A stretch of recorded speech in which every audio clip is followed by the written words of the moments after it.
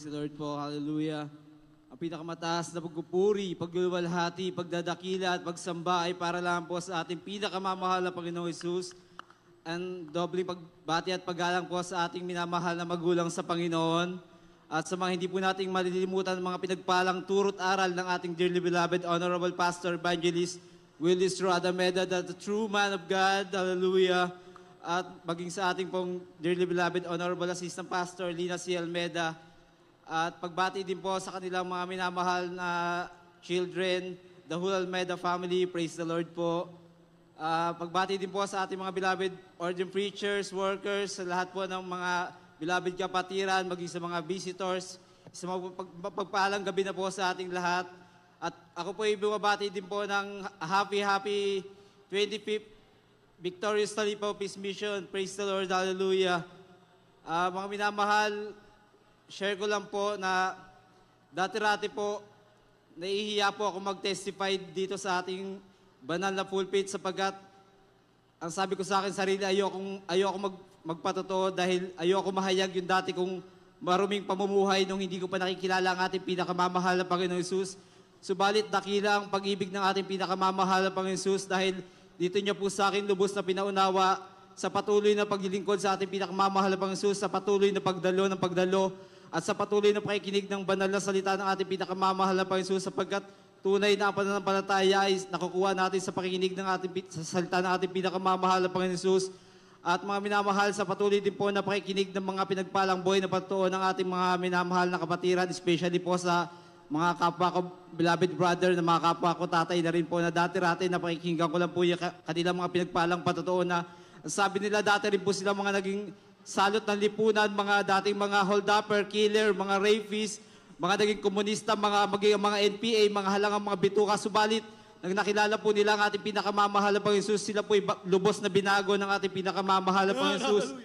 Sapagkat mga minamahal, ganun din po yung naganap sa aking buhay dahil simula nang nakilala ko po ang ating pinakamamahal na Panginoon Hesus at tinanggap ko po ang bautismo sa tubig sa banal na pangalan, makapangyarihang pangalan ng ating pinakamamahal na Panginoon Hesus.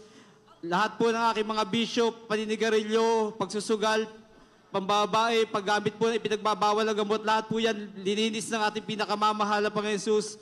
Talagang napakabuti ng ating pinakamamahal na Panginoon Hesus.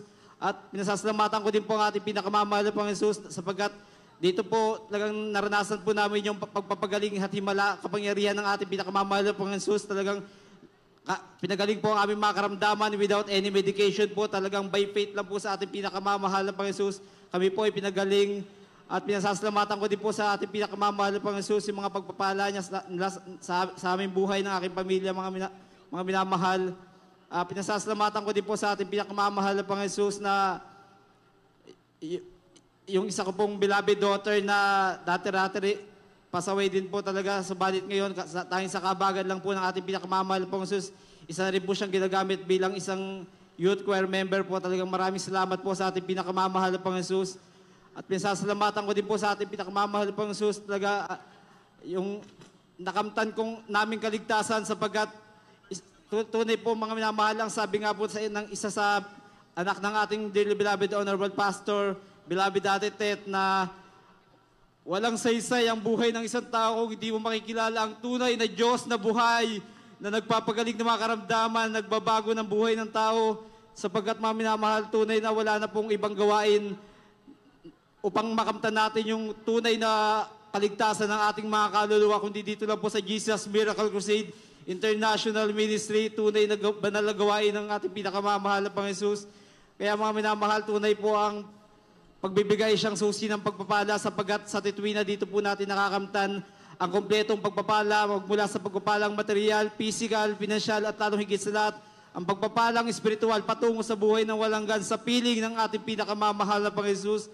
Kaya hanggang dito na lang po ang lahat ng kapurihan, pasasalamat, pagluluwalhati, pagdadakila at pagsamba ay para lang po sa ating pinakamamahal na Panginoon Hesus. Amen. Praise